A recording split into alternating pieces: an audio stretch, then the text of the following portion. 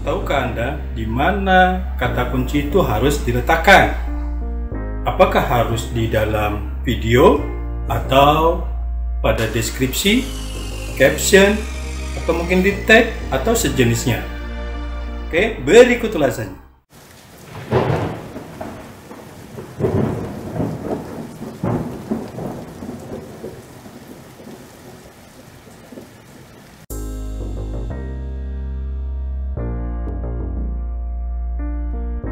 Halo guys, jumpa lagi bersama saya di channelnya Pak Aher.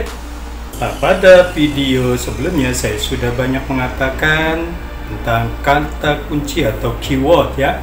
Namun, tahukah Anda di mana kata kunci itu harus diletakkan?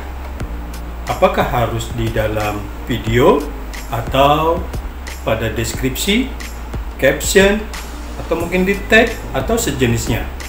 Nah, pada bagian ini, saya akan membahas bagaimana optimasi SEO YouTube ini dilakukan dan di mana saja kata kunci ya ditempatkan. Oke, berikut ulasannya. Yang pertama, selipkan kata kunci di judul. Nah, aturan judul dan kata kunci ini juga berlaku pada video yang diunggah di YouTube ya. Anda harus membuat judul yang memuat kata kunci, termasuk juga turunan dari kata kunci atau sinonimnya ya. Nah, kata kunci pada judul ini akan digunakan sebagai umpan ya, yang saat penonton itu melakukan pencarian. Semakin relevan judul dengan kata kunci, ini kemungkinan besar akan muncul di halaman pertama beranda. Nah, sebisa mungkin kata kunci itu berada di beberapa karakter bagian depan ya. Umumnya ada batasan sekitar 60 karakter. Nah, maksimal itu kan 100 karakter untuk membuat judul ya. Kalau lebih dari itu, judul ini biasanya akan otomatis terpotong di hasil pencarian YouTube. Nah, hal ini tentu akan sangat disayangkan apabila kalau kontennya bagus, kalau kontennya menarik, apalagi kalau kontennya itu berkualitas.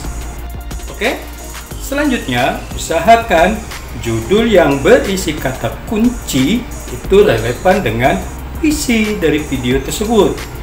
Tentunya yang akan Anda unggah ya. Kalau tidak relevan, ini hanya akan bermain-main dengan clickbait.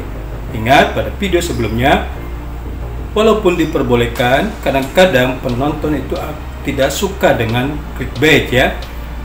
Nah, bisa saja video Anda itu akan diturunkan dan mendapat report dari penonton ya. Kalaupun ada clickbait, usahakan tetap relevan dan konten yang disajikan itu tetap menarik. Hal kedua yang perlu Anda perhatikan adalah optimasi deskripsi video. Nah, selain pada judul, kata kunci yang ditargetkan ini juga harus muncul pada deskripsi ya. Apapun yang terjadi, jangan biarkan kolom deskripsi yang begitu panjang.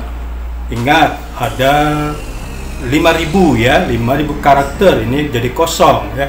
Berikan deskripsi sesuai dengan video dan jangan lupa masukkan call to action atau ajakan atau biasa disingkat dengan CTA ya. Call to action ini penting apabila Anda bisa mengajak penonton untuk selalu mengikuti channel Anda. Nah, selanjutnya, dalam membuat deskripsi, usahakan pula kata kunci yang ditargetkan itu ada di 100 karakter pertama atau kurang lebih 2 sampai 3 baris ya di pertama dalam deskripsi. Nah, bagian itu ini akan muncul pada video sebelum penonton melakukan klik ya pada tulisan show more. Nah, selanjutnya usahakan kata kunci atau call to action atau ajakan ini menjadi hal yang penting dalam bagian deskripsi dari video Anda. beberapa orang dalam videonya ya, ini juga memberikan transkrip dari kata-kata yang muncul dalam video tersebut ya. Kenapa ini? Untuk membantu penonton lebih memahami isi dari video tersebut ya. Dari sana ini Anda juga bisa memasukkan kata kunci yang sesuai. Lakukan dengan benar dan hati-hati, jangan sampai ada kata kunci yang ditargetkan itu justru salah ketik ya misalnya, atau typo. Ini menjadi kesalahan yang bisa saja fatal. Artinya video Anda nanti akan sulit dicari melalui mesin pencarian YouTube ya. Oke. Hal yang ketiga yang perlu diperhatikan adalah masukkan tag yang tepat. Nah, kata kunci tidak hanya dimasukkan pada deskripsi dan juga judul ya. Optimasi di dalam mesin yang juga harus Anda lakukan ini adalah menempatkan kata kunci itu pada tagnya ya dari video Anda. Anda juga perlu memasukkan kata kunci yang sesuai dengan video dan kata kunci lain yang terkait di tag video Anda. Kenapa? Tag ini akan membantu Google dan YouTube ya. Untuk apa? Untuk memahami konteks video Anda. Kalau kata kunci yang Anda buat ini dimaksimalkan ya pada dua hal tersebut, ini otomatis optimasi juga bisa berjalan dengan lancar. Oke? Dalam optimasi metadata ini, hal yang keempat yang perlu Anda perhatikan adalah memberikan hashtag yang sesuai. Selain tag yang tidak terlihat dari luar ya, Anda juga harus memasukkan tagar atau hashtag yang sesuai. Hashtag ini keluar di bagian atas judul berupa tanda pagar yang diikuti dengan bagian kata yang sesuai dengan video Anda tentunya ya.